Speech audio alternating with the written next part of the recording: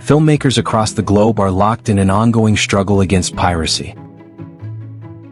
The Nigerian film industry is projected to reach an approximate $15 billion in revenue by the end of 2025. But what percentage of this income is likely to come back to filmmakers, bearing in mind the pervasive clause of piracy? In this episode of the Successful Filmmaker podcast, we explore the subject of piracy and uncover ways of protecting our creative assets.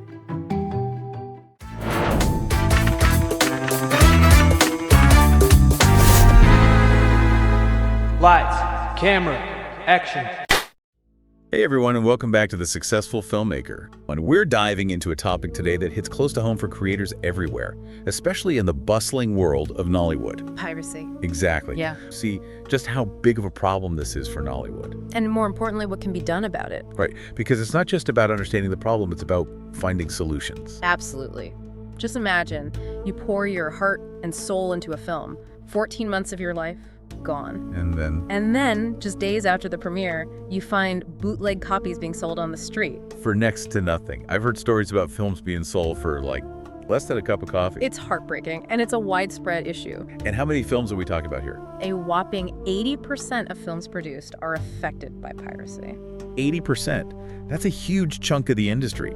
It's not just a financial hit, it's a threat to the entire industry's future. Definitely. It discourages investment, stifles creativity. The ripple effects are massive. Okay, so before we go any further, let's define what we're talking about here.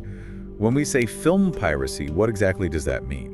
Film piracy is basically the unauthorized reproduction, distribution, or even consumption of a film, all without the copyright owner's permission. So it's like stealing someone's work and profiting from it. Exactly. And it's not exactly a new problem either. You know, I remember reading about Afrobeats musicians back in the early 2000s. Oh yeah. They would actually pay pirates to include their music on bootleg CDs. Really? So they were essentially funding the pirates who were, stealing their work. It sounds crazy, right? But think about it. Back then, those pirated CDs were one of the main ways music was distributed, especially for up-and-coming artists. So it's like a necessary evil for them to get their music out there. In a way, yes. It shows how complex this issue can be, especially in markets where legitimate distribution channels are limited. Of course, it doesn't justify piracy, but it's an interesting part of the history. It's like a double-edged sword, trying to reach an audience, but also risking losing control of your work. Exactly. So let's fast forward to today. How are these pirates operating in the digital age? I mean, things have changed so much. Oh, they've definitely adapted. Unauthorized DVDs and CDs are still a thing, but you've also got illegal streaming and download websites everywhere now. It seems like those sites pop up faster than you can take them down. It's like a game of whack-a-mole. And that's not all. People are still recording films with camcorders in cinemas. Seriously? Yep. Then they sell those recordings online or even as physical copies. Wow, that's bold. And what about social media? Is that playing a role? Absolutely. Platforms like Facebook and WhatsApp, even private chat groups, they're all being used to share and distribute films illegally. It's incredible how they've managed to exploit every possible avenue. They've got it covered from physical copies to online platforms, everything. And it's all at the expense of the filmmakers who poured their hearts and souls into creating these films. That's what really gets me, the human cost of all this. We're not just talking about numbers on a spreadsheet. We're talking about people's livelihoods being affected. Yeah, it's easy to get caught up in the technical side of things, but you're absolutely right. This is about real people. Real people with families to support, dreams to chase. It's the story of Kunle Afolayan. Oh, the filmmaker. Yeah, he directed October 1, incredibly talented guy, but he lost a ton of money when pirated copies of his film flooded the market. I can't imagine how disheartening that must be. You work so hard on a project, and then someone just comes along and steals it. Devalues your work, your effort. it's like a slap in the face. Yeah. And I imagine this isn't an isolated incident. Not at all. Another filmmaker, Tunde Kelani. He directed Mommy, right? Yep. Faced similar issues with piracy. And these are just two examples, the tip of the iceberg, really. It's a real blow to these filmmakers' careers, their ability to keep creating. Exactly. But it's not just the individual filmmakers who suffer. This impacts the entire industry. Right, because who's going to want to invest in Nollywood if they know piracy is so rampant? Exactly. Investors get spooked, they pull out, and that stifles growth, limits innovation. It's a vicious cycle. It's a pretty bleak picture, but is there any hope? I mean, can this piracy problem actually be solved? How do we even begin to tackle this? It feels kind of overwhelming. Yeah, it's definitely a multifaceted issue, and there's no easy fix. But I think a good place to start is with the laws themselves. Okay, so you're talking about strengthening copyright laws. Exactly. Nigeria already has the Copyright Act of 1988, which has been updated since then. Okay. But the problem isn't so much the laws themselves, it's the enforcement. Right, so it's like having a speed limit. Yeah, But no one's actually out there giving tickets? exactly. We need more resources dedicated to anti-piracy efforts. Okay. We need specialized units within law enforcement Right. trained to investigate these cases, and of course, tougher penalties. Yeah, tougher penalties would definitely act as a deterrent. Exactly. But I think it also goes beyond just the legal side of things. Yeah. We need to educate the public as well. Yeah, absolutely, because a lot of people don't understand the real impact of piracy. Right. They might see it as a victimless crime. Yeah, and I think public awareness campaigns could be really effective. They can be hugely influential in shifting perceptions. Right.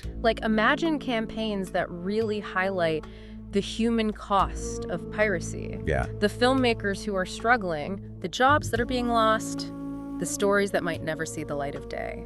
And I think we could even involve some of those Nollywood stars. Absolutely. Leverage their star power. They have huge followings. It could be such powerful advocates. Imagine a campaign with a beloved Nollywood actor Right. talking about how piracy directly impacts their ability to make films. That would definitely resonate with people. Absolutely. So we've talked about strengthening laws and educating the public. Yeah. What about the role of technology? Oh, technology can be a huge part of the solution. Okay. We've seen how technology has made piracy easier, Right. but it can also be used to fight back. Okay. I'm listening. So one thing that's been around for a while is digital rights management, or DRM. Okay. DRM. I've heard of that. Yeah, it's essentially a way to protect digital content by controlling access and preventing copying. So it's like putting a digital lock on the film. Exactly, and there are different levels of DRM, some more effective than others, but the goal is to make it harder to pirate. What about those super tech-savvy pirates, though? Well, that's where something like watermarking comes in. Okay, watermarking. Explain that. It's like a digital fingerprint that's embedded in the film. Okay. So even if a pirated copy surfaces, you can trace it back to the source. Oh, that's smart. It helps identify who's responsible for the leak. So it's like a digital detective. Exactly. Okay, that's pretty cool. Huh. But what about all those streaming sites Yeah, those are tough. that are hosting pirated content? Yeah, one strategy that's often used is geo-blocking. Geo-blocking, okay. So it's basically restricting access to content based on location. Oh, so like if a film is only licensed for release in Nigeria, Right. you can block people outside of Nigeria from streaming it. Exactly like putting up a virtual fence around the content. Right. Now, of course, people can try to get around that with VPNs, but it's still a useful tool. Yeah, for sure. And then there's blockchain technology. Okay, blockchain. I hear that term everywhere. But I'll be honest, I don't really get it. Yeah, it can be a bit complex. Yeah. But the basic idea is to have a digital record of every transaction related to a film. Okay. And this record is spread across a whole network of computers. So it's like a public record book that everyone can see? Exactly, but no one can tamper with it. Okay, that makes sense. And because of that security and transparency, Yeah. it can create a much more secure system for distribution. So blockchain could actually be a game changer for Nollywood. It really could. It's still early days. Okay. But there are companies exploring this technology for film distribution. So it sounds like there's no one single solution. No, it's going to take a combination of approaches, Okay. combining those legal frameworks Uh-huh. with public awareness campaigns and those technological solutions. Yeah, and it sounds like it's not just about individual filmmakers protecting themselves. Right. It's about the whole Nollywood ecosystem working together.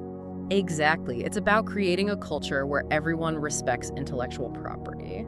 Right. And where supporting filmmakers is seen as a way to support the whole industry. Absolutely. So industry guilds and associations, they have a big role to play here too. They do. They can advocate for those stronger laws, Cool. educate their members, and even provide legal support to filmmakers. That makes sense. So it's a really complex issue, Yeah, but it seems like there are some promising solutions out there. there are, and I think what gives me hope is the resilience Yeah. of the Nollywood community. They're incredibly creative and resourceful. I have no doubt they'll find ways to overcome these challenges. Okay, so we're back, and before the break, we're starting to talk about how Nollywood can learn from other industries that have dealt with piracy. Yeah, it's definitely a global problem. So there's a lot that Nollywood can learn from others' experiences. So what are some of those best practices from around the world, and how could they be applied to Nollywood? Well, one really interesting example is South Korea's film industry. They had a huge problem with piracy a few decades ago, but they've managed to really turn things around. Wow, how'd they do that?